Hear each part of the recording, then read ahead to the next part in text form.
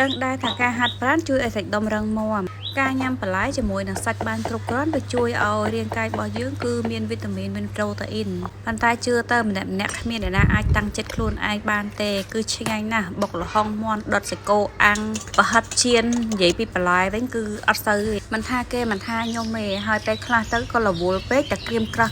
ដែរហ្នឹងណាមកហូបនៅផ្ទះខ្ញុំប៉ុន្តែថ្ងៃនេះដោយសារទៅផ្សារឃើញបន្លែល្អជាពិសេសឃើញស្អំខ្ចីល្អម្ដង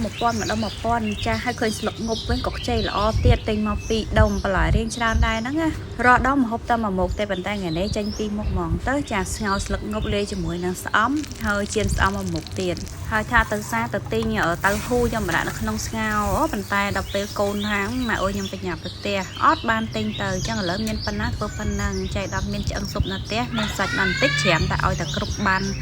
បន្លែបន្តិចសាច់បន្តិចអញ្ចឹងណាតែអាហារមួយពេលថ្ងៃនេះគឺថាមានតាំងពីបន្លែគឺមានតាំងពីសាច់អូជាតិណាស់ថ្ងៃនេះចាជៀនពងទៀតទុកឲ្យកូនបានពីប្រទេសមួយពីប្រទេសហើយអាប្រទេសចុងក្រោយដាក់ម្ទេសរៀងហឹលបន្តិចខ្ញុំចូលចិត្តណាស់ជៀនស្អំបានម្ទេសថ្មី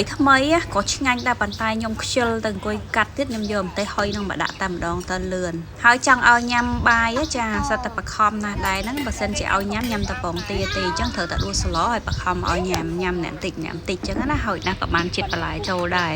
បើមួយនេះវិញគឺថាដាក់មកបាត់ខ្ទះតែម្ដងឲ្យហឹលលៀនចាហើយក្រាស់ខ្ញុំចូលចិត្តជៀនពងទាស្អំបែបក្រាស់ញ៉ាំទៅឆ្ងាញ់ពេញមាត់អានេះគេហៅថាភីសាស្អំហើយបន្ទាប់ពីថាធ្វើម្ហូបរួចរាល់គឺរៀបចំបាយទឹកឲ្យគណៈកម្មការទាំង4នឹងតែម្ដងពេលដែលគណៈកម្មការទាំង4នឹងញ៉ាំរួចរាល់ទើបដល់វេនយើងញ៉ាំម្ដងហើយថ្ងៃនេះគឺថាមានអារម្មណ៍ថាអូយឆ្ងាញ់មែនតើឃើញម្ហូបសាមញ្ញចឹងទេក៏ប៉ុន្តែវាមានប្រូតេអ៊ីនមានបន្លែ